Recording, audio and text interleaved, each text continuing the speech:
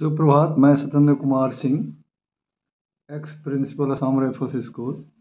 आज शिक्षण बिंदु मैंने लिया है ज्यामिति का, कक्षा 9 की ज्यामिति का कोण। कोण किसे कहते हैं?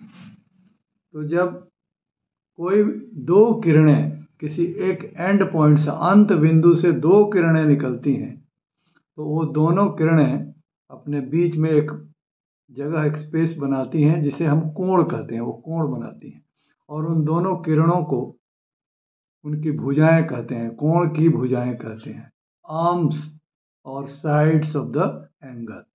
तो उसको कोण कहते हैं और उनकी भुजाओं, उनके जो किरणें हैं उनको हम आर्म्स कहते हैं। जैसे आप यहाँ देखें,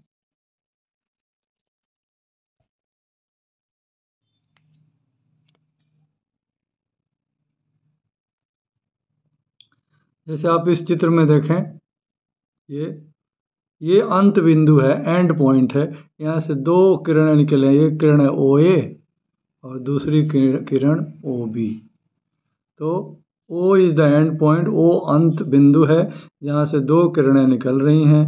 एक O से A की ओर जाने वाली किरण OA और दूसरी O से B की तरफ जाने वाली किरण OB। तो ये AOB, ये जो बीच में ये जो स्पेस बना है, ये इसको कोण बोला जाता है। इस कोण का नाम हम एंगल AOB, कोण AOB बोलेंगे या कोण BOA बोलेंगे।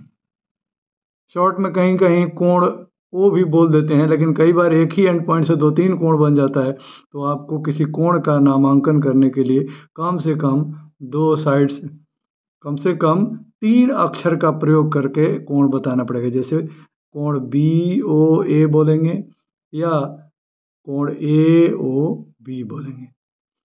तो ये हुई कोण की व्यवस्था, जिसमें O को क्या बोलते हैं? O को अंत बिंदु, एंड पॉइंट बोलते हैं।